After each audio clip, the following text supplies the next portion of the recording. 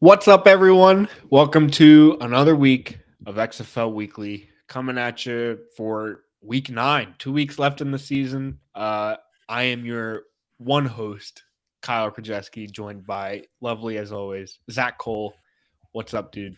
What's going on? It's crazy to think that we are in week 9. That just kind of blew my mind when you said that there. Obviously we've been watching all along, but it's crazy that we're already through 8 weeks of the season. Yeah, 8 weeks through already.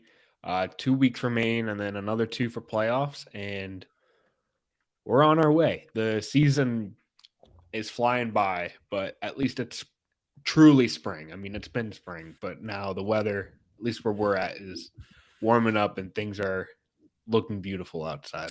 Yeah, I was gonna say that was kind of one of the things I was thinking before we got on here. Is it's really kind of starting to click and feel like spring football now. It's been a little cold, a little gloomy all the way through, but now that we're starting to hit this 70, 80 degree weather, like you mentioned, where we are, it's really kind of clicking that this is football when there's not supposed to be football. It's Yeah. making it real.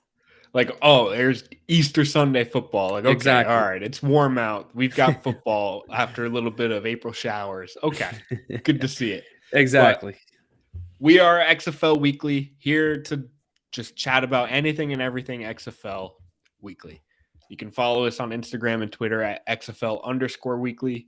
Or if you're watching us on YouTube, you can find us on podcast platforms. If you just want to listen to us chat anywhere, we are XFL Weekly there. Or if you're listening to us, you can find us on YouTube at XFL Weekly.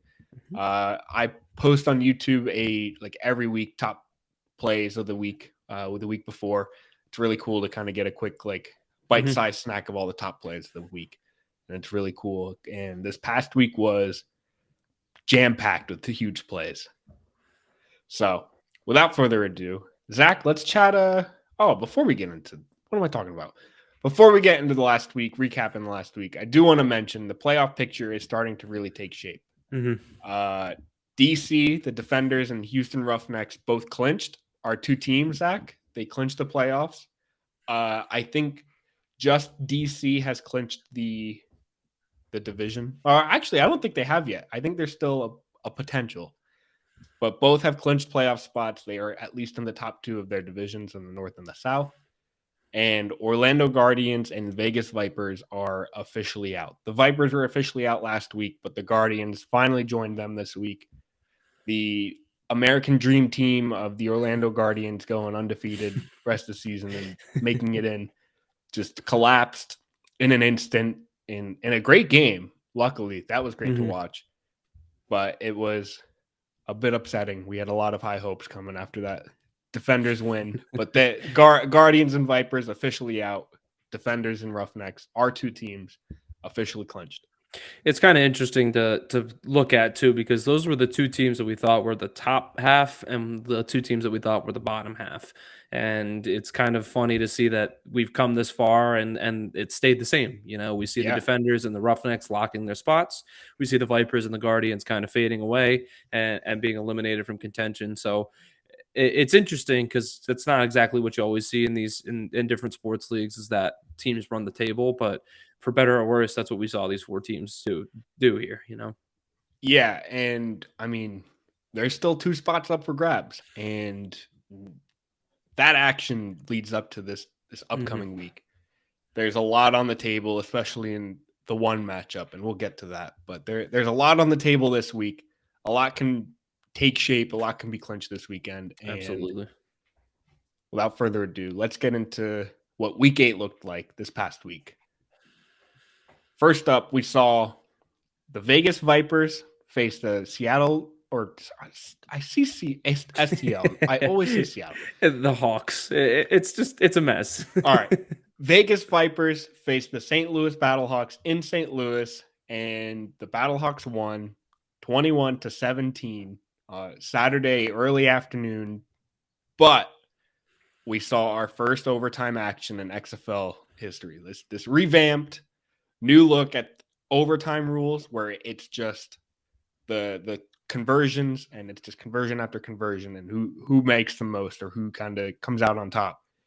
Saw a first time glimpse. It's first time this happened in this league, and it was worth it. That was Hmm. incredible to see. incredible to see just like overtime make sense. Was really good to see.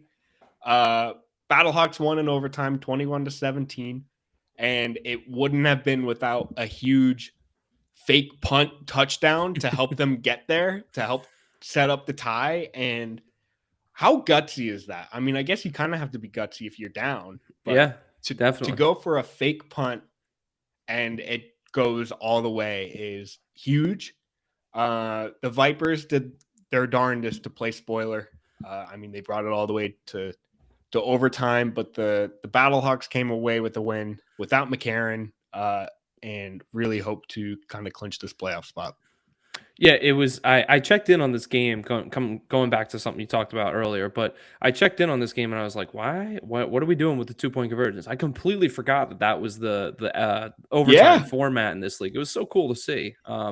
I mean, for any college football fans, once they get to a certain point in college football, I think it's after like the third possession or something like that, you have to start going for two, and then I think after that, then it becomes 2-point conversions. But this was pretty cool to see it go right to the do or die, live action. You got to score, you go home type of business. And I enjoyed it. I thought it was a blast to watch.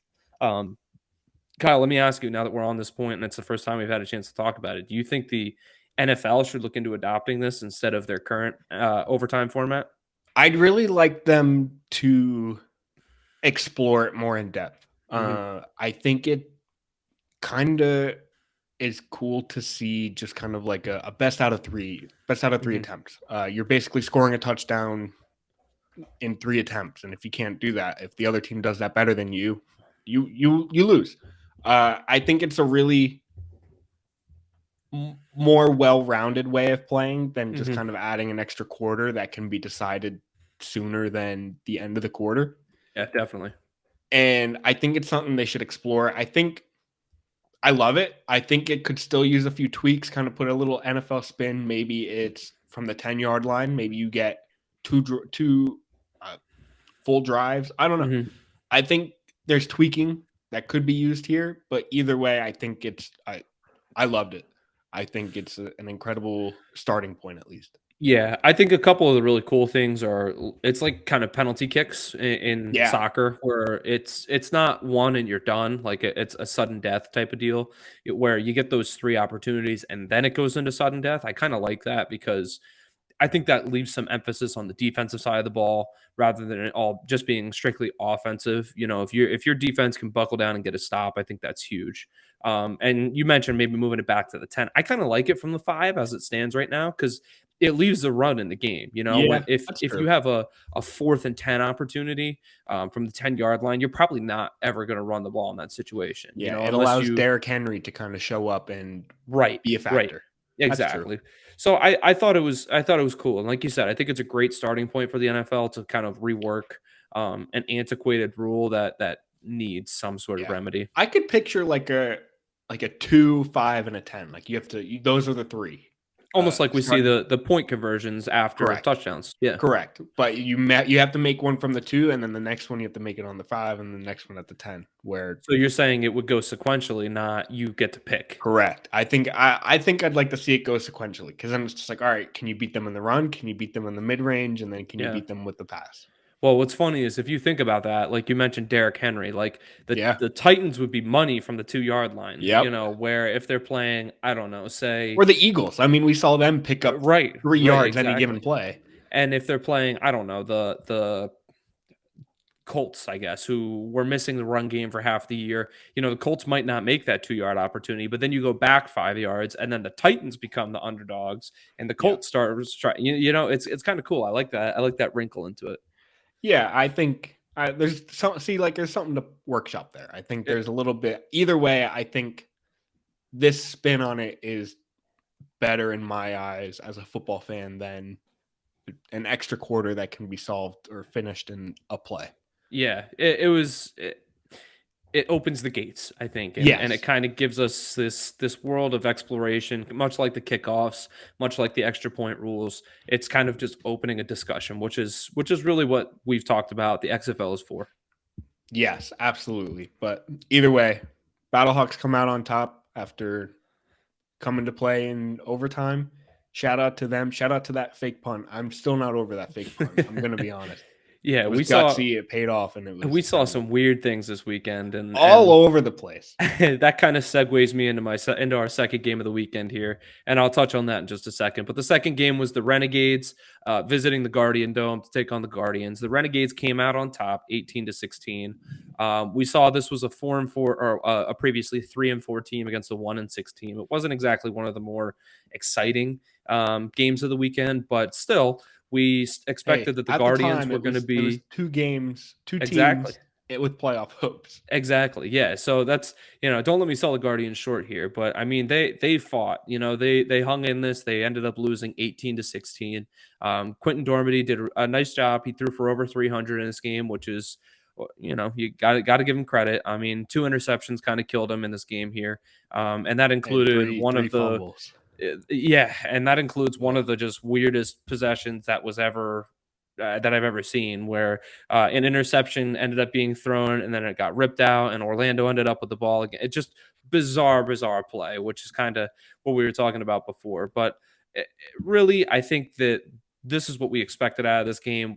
That keeps the Renegades in the playoff picture, firmly in the playoff picture, I might add, and that it pushed the Guardians out of the playoff picture and eliminated them. So moving forward, the Renegades seem to really kind of thrive in this like 18-15, 18-16 type of environment. They win games not by a lot, but they win games right in that teen.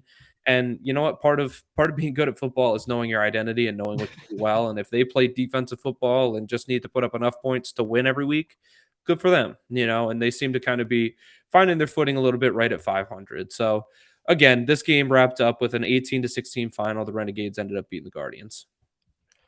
yeah, I think this kind of goes to show how good this Renegades defense is, that they just play defense, and they have in all of their games. It's you said it. It's been their identity to just kind of float in the middle teens on offense or even defense, because they're scoring defensively like they did this past weekend. But then just kind of really hoping that they can hold their opposing team a little bit below them, and they've done it all season, and it's kind of been their identity, and something that I kind of see them doing. I think they're going to make the playoffs, but that's something I see them kind of floating in the playoffs doing. Yeah. But yeah, Dormady kind of coming away. He had 5 turnovers, 3 fumbles, 2 interceptions. It's a rough kind of floating down to earth after an incredible week 7. But that Renegades defense will do it to you. Yeah, definitely. And just a couple guys to shout out real quick. Let me add. Will Clark had 2 sacks in this game, and Willie Taylor added in another sack, which is just that's really kind of their identity. They're just mean. They fly around on defense and do a great job of it. Not to mention they forced a couple fumbles. And don't let me also sell Luis Perez short. I mean, he came into this game into a new offense. He didn't really. I don't want to say he was a difference maker, but he kind of controlled the game for the Renegades here. He ended up throwing for 190 yards and just like I said, kind of protected the ball. He did choke up 1 fumble, but I mean, still that's what you're looking for. You're looking for some stability. So overall, good game for the Renegades. They played to their identity and won a defensive battle again. Absolutely, and that's all they've done. That's it. That's Renegade football, baby. All right. Looking at the next game here, the Roughnecks played the Brahmas in the Sunday afternoon game. The Roughnecks traveled all the way down to San Antonio, and in what gave me a goddamn heart attack, the Roughnecks managed to finally pull out a win, and they beat the Brahmas 17-15. It's been scary, man. It's really not been a great time, but this was another overtime game, which is why I was talking about them giving me a heart attack there.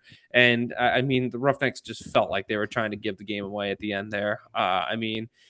We saw Brandon Silvers play the whole game, and then he came out in overtime, and we saw McDonald go in, which was just a little terrifying. I mean, just the whole thing, the whole thing was scary. Long story short, but on at least for the Roughnecks, we saw a couple things go right. We saw Borgie kind of get back to form a little bit. Yeah. Only 10 rush yards, but I mean, he proved his Christian McCaffrey comps there with 3 catches for 49 yards, which was pretty cool. But on the other side of the ball, we saw Jacques Patrick have a pretty good game for the Brahmas here. I mean, he rushed the ball pretty effectively. He ran the 16 times for 96 yards and a touchdown, and even added in a couple catches, 4 catches for 38 yards. So, it was good for the Brahmas. We saw some good things, but ultimately the Roughnecks ended up holding them off and ended up getting back in the win column, which they sorely needed after a 3-game skid.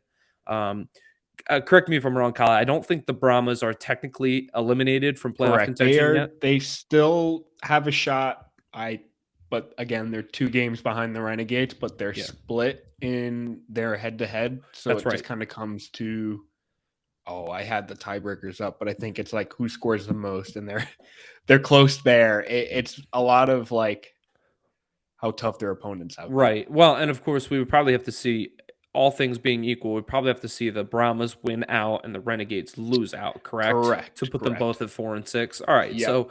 So the Brahmas need a little bit of help here. But I mean, they're still technically in the playoff picture, which is what you got to hope to be at this point in the season. So, anything that stuck out to you in this game, Kyle? No, what I just like to see is Jacques Patrick continue to get it done on the ground. He's kind of been a late season breakout in the rushing game. He had 96 yards this game, top 3 in rushing yards now, and I just like seeing guys break out, and Definitely. That's kind of what I love to see in this league overall, and just seeing him kind of be the guy on the run game for a team that seems to have now an identity on the ground. Yeah. I just like seeing dudes succeed. So shout out to him. Well, and the last thing I'll mention is what's funny is like we talked about the Renegades and their score. The Brahmas play the same brand of football. Like it's when we saw the 2 of them play, I think the one week it was like 18-16 and the next week it was like 17-15 or something like that. And they just flipped roles. I mean, it's like these 2 teams are virtually identical and they play the same exact brand of football. So 12-10 and then 15-9. Yeah, exactly. Like if you're putting up somewhere between 8 and 20 points, you're playing Brahmas and Renegades football there. So, the Brahmas were right in the game that they wanted to be in, and thank God that the Roughnecks were able to pull this one out in the end. So, more power to them. Roughnecks are in the playoffs. We clinched, baby. I'm fired up. Well, speaking of clinching, the Defenders did just that in an insane game Sunday night, Easter Sunday night against the Sea Dragons. The Defenders came out on top 34-33 against the Sea Dragons, brings them to 7-1, clinching a playoff spot, while the Sea Dragons fall to 5-3 and now have to do a little bit of fighting to kind of make a chance at the playoffs. But Zach, this game was insane. And it didn't look like it in the first half, but the Seattle Sea Dragons made it a game, and I think, there were 4 touchdowns in the final quarter, and that's not even the craziest part. So, Seattle came back from being down 22-6, and I say 22-6 because DC scored to bring it to 22-6, but then on that point after attempt, the Sea Dragons returned that, like they fumbled it, and they returned it to get 2 points on defense. So then it became 22-8, like all in one touchdown. And from there, then it was, a touchdown from Juwan Green for 46 yards, which huge play. And then a field goal, and then a touchdown from DC, bringing it to 28-18. Then Juwan Green had another huge 56-yard touchdown. And then, like a minute later, Chris Blair has a huge 70-yard touchdown for DC, and it keeps going. And then Jacquard Pearson in the final 30 seconds gets a final touchdown to bring it 34-33, and Seattle flubbed their 2-point attempt, and that clinched the W for DC.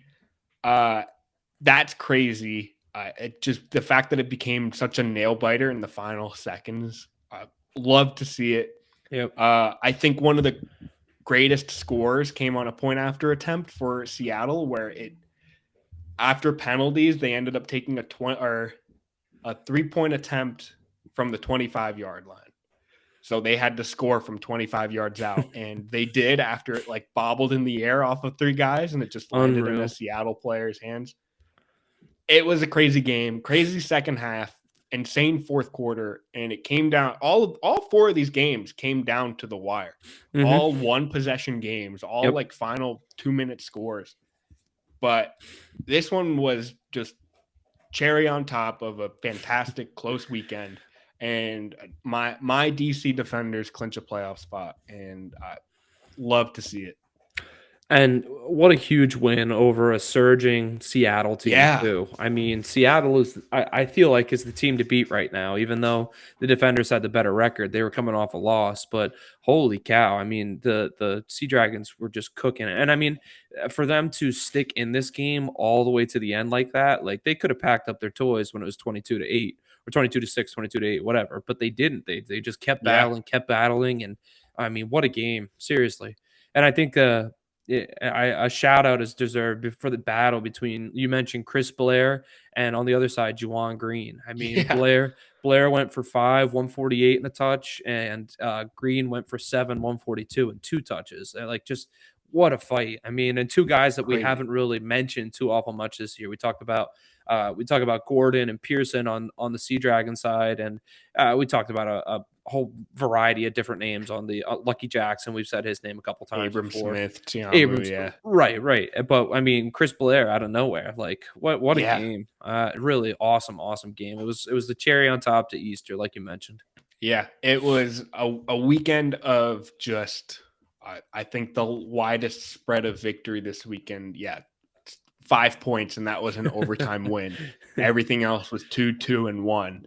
Unbelievable. Insane weekend of football on Easter weekend of all weekends. Beautiful for some football. And oh man, it gets me more excited for this week 10, the playoffs. Just that football. Week 9. Wow, yeah, week 9. Well, yeah, week 9, week 10. Oh, you were saying this week 10. I'm sorry. Apologies. And just the football yet to come, just because everybody just seems to be rolling, and they've got their grooves. And it's time to see it all just continue, and things are looking great. Absolutely. All right, Zach. Let's look at week 9. Let's do it. We got a couple good games on the slate here. Kicking us off week 9, Saturday at 1 p.m. on ABC. Big game on ABC. The Vipers at Roughnecks. We've got the Vipers coming in at 2-6, out of playoff contention, facing the 5-3 Roughnecks, clinched a playoff spot. So overall, very little playoff implications in this game. I think at worst, the Roughnecks could potentially lose that number 1 and lose the division if they lose out, but they're still in the playoffs. But I don't see that taking place. I think it's basically if they get 1 win these next 2 weeks, they're good. But yeah, Vipers eliminated from playoffs. Roughnecks have already clinched. But overall, I think the Roughnecks kind of have to sort some things out on offense. They have to figure out whether they're sticking with Brandon Silvers like they did for 3.5 quarters last week, or if they're going to try McDonald again. Right. And they got to get a streak going before the playoffs come around. Yeah, you hit the nail on the head, and for the Roughnecks, I believe if they win this game, they lock up home field advantage because they have a head-to-head win over the Renegades. So I think this game should do the trick for them. So it's a big game for them in that aspect. Vegas has to go down to Houston, so I'm hoping that's or over 2. I don't know in relation. I think it's a down 2, but they have to go to Houston, and that's gonna play in Houston's favor, I think. So I'm expecting a good week from them, and for Vegas, we'll see. They can play spoiler. Sometimes that's how teams play best. Yeah, we talked about it last week. Vegas is out to play spoiler Yep. for these next few weeks, but also kind of figure out what they're going to do for next season as well. Absolutely. The next game that we're looking at here, Kyle, is the Guardians and the Brahmas. The Guardians sitting at 1-7 now Yep. are traveling to San Antonio to take on the 2-6, I believe. Let me make sure I got that right. The 2-6 Yep. Brahmas. So again, this is a game we talked about it a little bit earlier. The Brahmas have to win out, so it's kind of do or die for them at this point. They need to be able to at least climb up into the range of the Renegades, who are sitting at 4-4. So, and for the Guardians, we talked about it. We mentioned it with the Vipers just now. They can play spoiler. They can knock a team out of playoffs, which has to be kind of one of those small victories that you can take away and really feel good about yourselves coming out of that week. So, anything you're looking for in this game? I hope to see Orlando just ball out. I like seeing how that team looks when they're rolling, and I'd like to see San Antonio score more than 15 points. I was just say you would love to see your boy Jacques Patrick put up some points here, wouldn't you? I would. I'd like to see 2 touchdowns, and that's not even half of the team's total. And I don't know. I'm excited. Come on, it's Saturday football in Yep. April, and Brahmas got to win out in hopes of getting a playoff win, but this next game may play into them potentially not, as the Renegades go into DC against the defenders. Renegades need a win. If they win, they get the playoffs. They clinch. Renegades are sitting at 4-4, and the defenders sitting pretty at 7-1. Don't need to win, but never hurts to get that extra $1,000 paycheck. Yep. This game is at Sunday at 2 p.m. on ESPN. The Renegades clinch again with the playoff spot and with the win.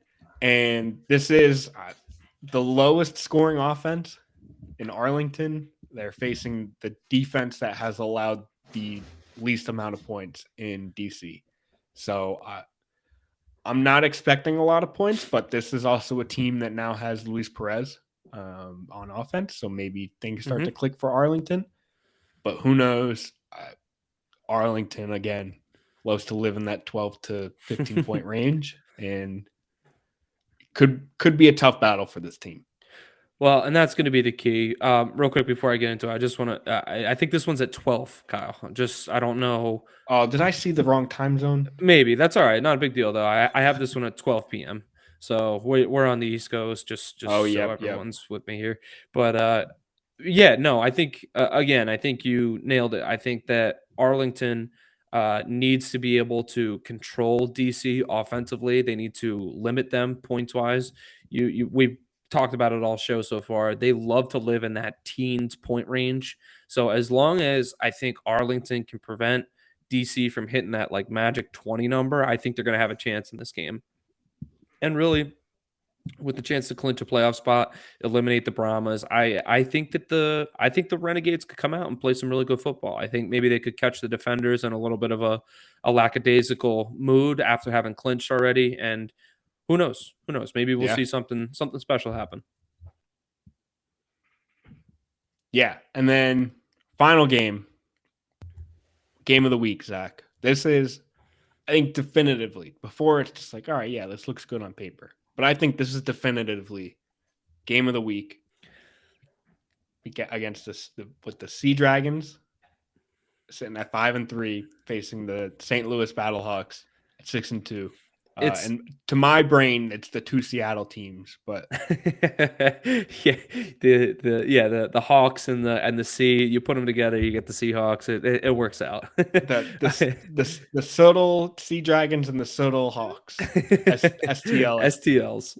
Yeah, it's amazing how it always seems like we wind up the week with like the game of the week. You know, the XFL did a great job of scheduling and kind of planning their games. I don't know if they did it intentionally. I can't think that they did. I mean, I'm guessing, I don't know 100%. I'm guessing the schedule was set prior to the draft. Yeah. So, but I mean, it couldn't have worked out better for them. This is one of the premier matchups between two teams that are duking it out for a single playoff spot at this point. Yeah. Both fighting to be that 2 seed, well, potentially the 1 seed, but the 2 seed in the XFL North. So it really is just a great storyline, and we saw the Sea Dragons finally kind of get knocked off that hot streak that they're on. The Battlehawks have just been consistent through and through. 6-2, 5-3. This is an awesome matchup. I'm excited for this one. Yeah, and Battlehawks pretty much claim a playoff spot if they win this game. They kind of maybe not lock up that 1 or 2 spot, but I think they clinch because then they'll have 2 games on. Yeah, they win and in. But if the Sea Dragons win, they need to win next week, and I think the Battlehawks need to lose next week in order for the Sea Dragons to make it in. But all very realistic and very possible situations and scenarios, all coming down to this week. I think also if the Sea Dragons win, that puts Seattle and St. Louis both at 6-3, which I think would lock DC into home field advantage. Yes. Yeah. I think they would claim that 1 spot. So DC is cheering for Seattle for sure. They're trying to they're trying to lock up that home field advantage the first couple weeks or for the first 2 weeks of the playoffs. Unless DC wins this week, then it's they've got the 2 games on St. Louis anyways. Yeah. So just a lot to watch. A lot of good football coming at us. Yep. I love some scenario football, which is definitely what we have here in week 9. Absolutely. And speaking of week 9, let's get into our picks. Zach, I don't know if you've been made aware, but you caught me. Oh, you caught me in our season-long pick record. I had an abysmal week. I went 2-6 last week, but that's okay. You went an incredible 5-3, or a pretty good 5-3, I should say. Solid. You caught me. You now have 1 more win this season than I do. So shout out to you. Now is my redemption arc. It starts with these final 2 weeks. I think, you know what? I told you I just got to keep 1 up on you all of these weeks, and I finally moved 1 ahead. But I can't tell you how much it would be in character for me to just 0-8 this week, tank, and just lose by 7 picks. Well, let's hope not for the viewer's sake. Let's hope that we don't just completely tank this rest of the season. I'm thinking from here on out, 1 or 2 losses from the 2 of us. I would like that. I would like that very much. Then let's get to it. Week 9 picks coming at us. We've got game 1, Vipers at Roughnecks. The Roughnecks are favored at -6.5. Over under set to 43.5. I feel pretty confident about my spread pick on this one. I want the Vipers +6.5. The Roughnecks have not done a lot of scoring recently and have not been able to distance themselves from really anyone. And I think the Vipers we saw last week, the Vipers are out for blood. They're looking to hang tough and keep games close. So I think that +6.5 is a safe bet here. I really like it personally, but looking at the spread, the over-under is at 43.5. I'm also going to go. I think I'm going to go under here. I'm liking a pretty low-scoring game. We talked about the Brahmas and the Renegades living in that teen range, and I'm thinking that this game is going to live somewhere right in there too. So I'm liking somewhere around 39, 40 total points, just right in the high teens, low 20s. I feel pretty good about that. Yeah, I think I'm gonna join you on both of those picks. Vegas +6.5, under 43.5. I think you hit it with Houston having a rough time on offense. And I think a lot of that is to do with we haven't spoken about it, but I think a lot of that is with the loss of John Trey Kirkland that they had a few weeks ago. Huge. Without him, this offense has been struggling. Brandon Silvers has kind of just been he's been good, but not game-winning great. And I think Vegas offensively is doing all right. I think this is going to kind of be a sub 20-point game for both sides, under 43.5. And with that, it's going to be a little bit close with Vegas +6.5. It kind of almost like seeing Silver struggle a little bit without his top receiver. Kind of reminds me of like when we see Brady lose Mike Evans, or when we Yeah. see like I don't even know who else to compare him to. Like when Joe Burrow loses Jamar Chase for a couple Yeah. weeks, it like you just look lost. They look human. Your guy exactly. Your guy is gone, and it makes you really like when things break down, you don't have that safety blanket. So, and I think that's what we're seeing Silvers deal with a little bit. But lots to look forward to in that game. The next game that we got is the Guardians at the Brahmas. The Brahmas are the current favorites at -1.5. And the over-under is set at 39.5. Obviously, Vegas is expecting this to be a low-scoring affair, which we've talked about a couple times already with the the defensive juggernaut that is the Brahmas.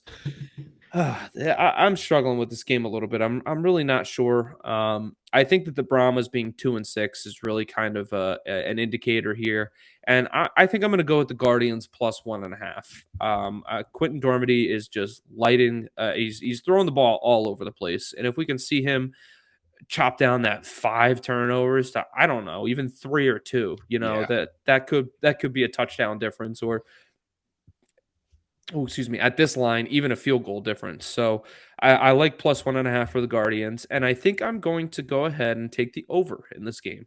I expect to see the Brahmas stay true to their their however many points a game, 16, 17, 18 points a game, but I think we could see the Guardians put up in the 20s somewhere. So Okay. that's what I'm going with. I'll take the over. I'm not exactly super confident about the 39.5 line, but I'll go with the over. I'm gonna take with you the Guardians +1.5. I think Orlando. I mean, Brahmas play close football, Yep. and the Guardians like to play close too, whether it's in the 30s or it's in the teens. Uh, I think it's going to be a close one. I think Dormady cleans it up a little bit to maybe keep them in the lead Yep. potentially, and give me the +1.5. But I'm going to go with the under. I think the Brahmas offense is really struggling, uh, except on the run. Um, but that's not going to score you a ton of points. I think this is going to be again another low scoring game. It kind of has to be both teams under sub 20, or the Guardians come out and scored 29. Go Mhm. for it, dudes. Uh, but I think it's going to be under. I think these two teams have pretty okay defenses to kind of keep. I mean, Brahmas have a great defense, but the Guardians are going to keep it lower too. Mhm. So give me the under. Yeah, it's the type of game where like any football coach ever talks about when it's going to be a run heavy game. Yeah, What we talk about on the Brahma side, it's going to limit possessions. The clock's going to run. So I don't feel great about my over pick here. I think this could go either way. So I like your pick equally here. beautiful. Next game, Arlington Renegades at DC Defenders. Defenders have a huge, whopping spread, -8.5. We saw what happened last time they were up here against the Guardians. Uh, they lost. Defenders are at -8.5. Over under set at 41.5. This is again, Arlington likes to play low scoring football, so Hmm. kind of drives the over under a little bit lower than what it probably would be with the Right. spread so high. Well, these two teams have not met one another yet this season, which kind of gives me a little bit of pause because I don't really know what to expect in this game. But 8.5 points is a pretty healthy margin. We saw them lose by 9 in Week 7 to the Sea Dragons. Um, man, I'm struggling with this one. But they really kind of hang in games. They either win by a low margin or don't lose by a ton. But you know what? What's selling me right now is they lost by 9 to the Sea Dragons. They lost by 13 to the Battlehawks, and that's kind of where I place the defenders being in there with the Sea Dragons and the Battlehawks. So I'm going to take the defenders -8.5. I think they're going to space this game out a little bit, and Arlington's going to have a hard time um, hanging tough here. As for the over under at 41.5, it's a little high for a team that I don't think can score a lot of points, but you know what? I think I'm going to go ahead and say, give me the under. Give me the under. I All think the under right. is going to hit here. I think that the defenders will get up into the 20s, but I don't think that the Renegades are going to be able to put up enough points on the tough DC defense to push the over. So give me the under. I'll go under 41.5. Well, Zach, this is going to be 3 straight games where we have same spreads. I'm taking DC minus 8.5. I think DC's offense is rolling, and I don't see Arlington's offense keeping up. Yeah. The defense might slow them down a little bit, but I don't think by this much. I think a 9-point win is in the books for DC. Mm-hmm. But with that, I'm going to take the over. Okay. Over 41.5. I think DC is just going to score, and maybe the Renegades get 1 or 2 on them, and maybe 3. But I think it'll be a little bit over 41.5. So give me over. All right. I think all of these over-unders are Yeah. pretty well placed, and I think they could Very. go either way. So let's carry this into the last game here, which is the highest over-under for the week. The Sea Dragons are visiting the Battlehawks. We mentioned these two teams are jockeying for position, and the spread really does reflect that. It is only a 1-point spread, Yeah. and it is in the favor of the Battlehawks right now. I think And this is going to be as close as a pick'em as it gets. I think wouldn't so be too. surprised if later in the week this becomes a 0.5 spread. Yep, agreed. And as it stands right now, I'm really just going to give the edge. I think these two teams are super, super even. I'm going to give the edge to the Battlehawks right now just because they're the home team. So I'm going to take the Battlehawks -1. I don't think that point will really play a difference in this game. I know we've seen a couple super close games, but I don't think that point is going to swing.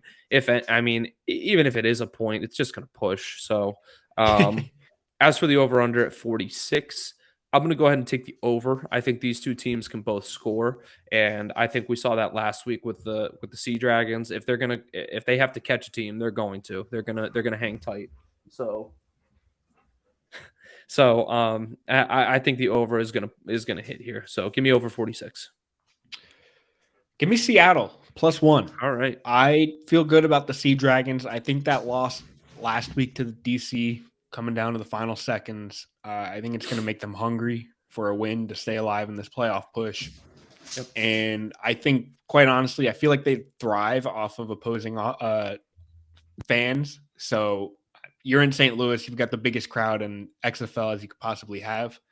I think Seattle's going to thrive. They're going to have a fantastic game, but it's going to be a close one. I think this +1, -1 spread is right on line with what I would have picked or would have even thought, because you go in, you think of this game and you just know this is going to be a close one. So I'm taking Seattle +1, and I'm going to go over.